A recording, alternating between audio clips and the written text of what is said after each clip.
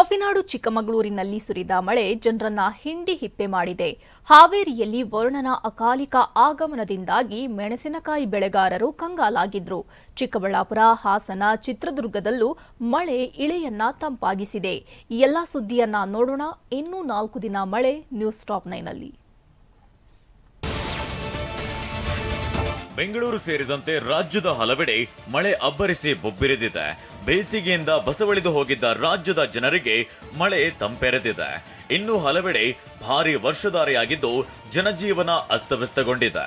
ಹಲವೆಡೆ ಮನೆಗಳಿಗೆ ನೀರು ನುಗ್ಗಿದ್ರೆ ರಸ್ತೆಗಳು ಜಲಾವೃತವಾಗಿ ವಾಹನ ಸವಾರರು ಪರದಾಡಿದ್ದಾರೆ. ಮಳೆ ಹೊಡೆತಕ್ಕೆ ರೈತರು ಕಂಗಾಲಾಗಿದ್ದಾರೆ.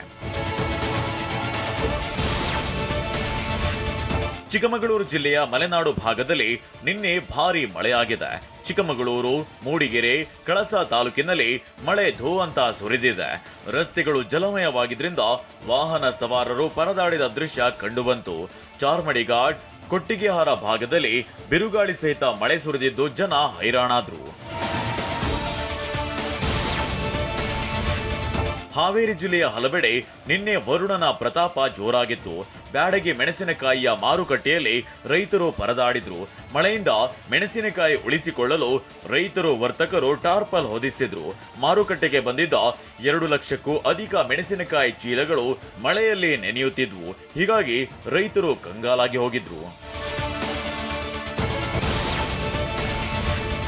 ಹಾಸನ ನಗರ ಸೇರಿದಂತೆ ಜಿಲ್ಲೆಯ ಹಲವೆಡೆ ಭಾರೀ ವರ್ಷಧಾರೆಯಾಗಿದೆ.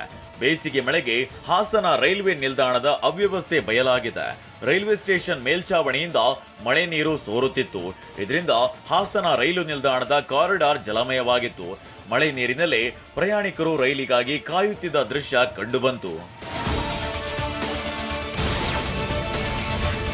ಹಾಸನ ನಗರ ಮತ್ತು ಜಿಲ್ಲೆಯ ಹಲವೆಡೆ ಧಾರಾಕಾರ ಮಳೆಯಾಗಿದೆ. ಹಾಸನದ ಬಿಎಂ ರಸ್ತೆ, ಸಾಲಗಾಮೆ ರಸ್ತೆಯಲ್ಲಿ ನೆರೆ ಪರಿಸ್ಥಿತಿ ಉಂಟಾಗಿತ್ತು. ಕಚೇರಿ ಕೆಲಸ ಮುಗಿಸಿ ಮನೆಗೆ ಹೊರಟಿದ್ದವರು ಪರದಾಡಿದ್ರು. ದ್ವಿಚಕ್ರ ವಾಹನ ಸವಾರರು, ಪಾದಚಾರಿಗಳಿಗೆ ಮಳೆ ಎಫೆಕ್ಟ್ ತಟ್ಟಿತ್ತು. ಆಲೂರು, ಸಕಲೇಶ್ಪುರ ಭಾಗದಲ್ಲೂ ಉತ್ತಮ ಮಳೆಯಾಗಿದೆ. 3-4 ದಿನಗಳಿಂದ ಮಳೆಯಾಗುತ್ತಿರೋದ್ರಿಂದ ರೈತರ ಮೊಗದಲ್ಲಿ ಮಂದಹಾಸ ಮೂಡಿದೆ. ಚಿಕ್ಕಬಳ್ಳಾಪುರ ಜಿಲ್ಲೆಯಲ್ಲೂ ಮಳೆ ಧೋ ಅಂತ ಸುರಿದಿದೆ.